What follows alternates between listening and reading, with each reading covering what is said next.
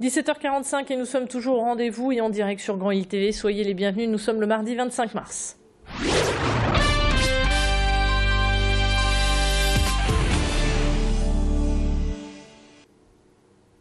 On ouvre cette édition avec la venue de Barack Obama demain à Waregem en Belgique, un petit village situé entre Kortrijk et Gand.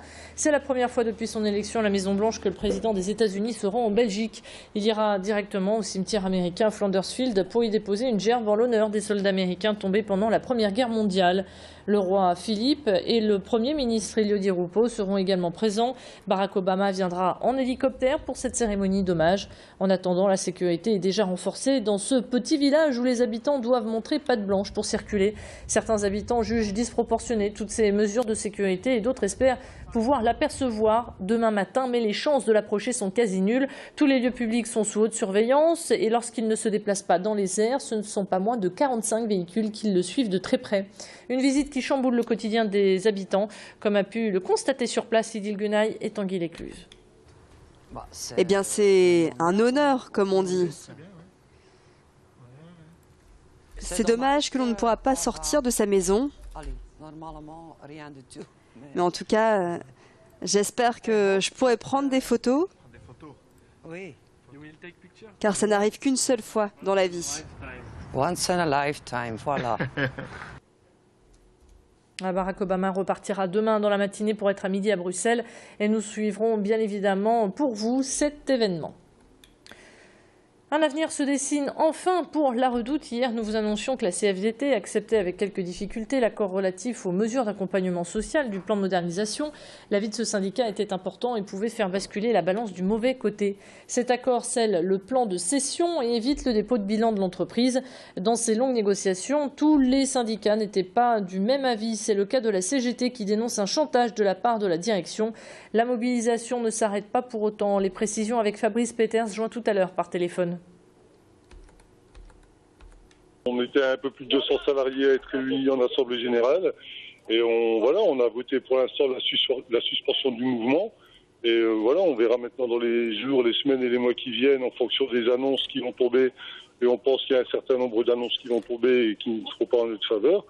Donc on relancera les luttes si nécessaire et je pense qu'il va y avoir utilité de les relancer assez rapidement.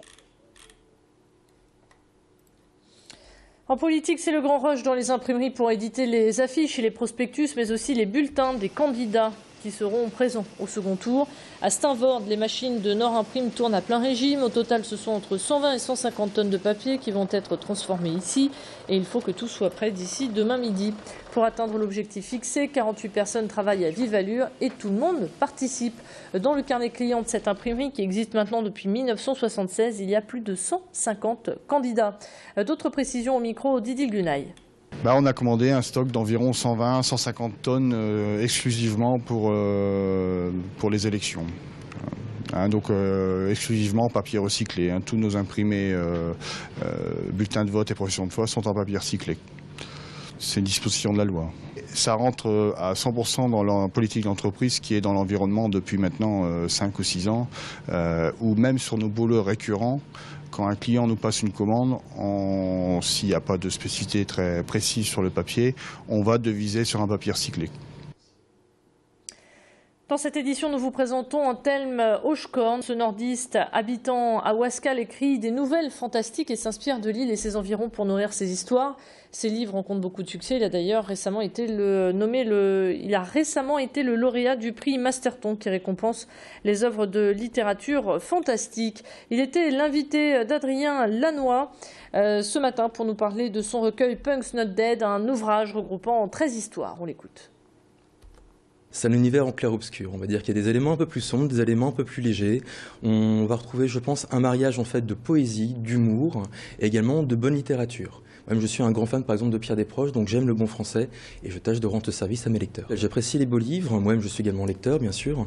Et donc, du coup, lorsque je passe de l'autre côté de la barrière en tant qu'auteur, j'aime rendre la politesse, là encore, à mes lecteurs, donc en leur offrant effectivement une maquette assez soignée.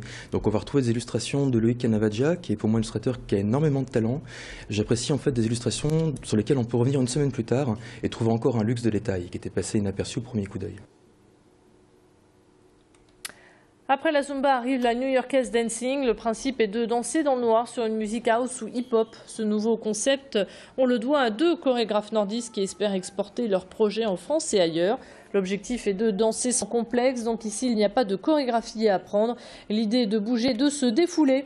Bien sûr, l'effet visuel est important. Les participants sont invités à porter du blanc ou des couleurs flashy.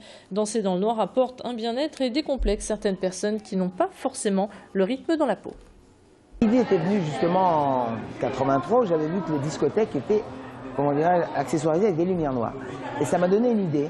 Je me suis dit, tiens, c'est bien, est-ce qu'on ne pourrait pas faire un cours en lumière noire? Et puis à partir de là, c'est parti. Je ne l'ai jamais développé, mais depuis 83, ce cours marche tout le temps, il est plein et il est de plus en plus demandé. C'est quand même une innovation de faire découvrir un cours dans l'obscurité, comme si on était une discothèque, et ouvert à tous. C'est-à-dire enfants, adultes, ados. C'est ainsi que s'achève cette édition. Merci de l'avoir suivi. On se retrouve dans un tout petit instant du côté du ciel. À tout de suite.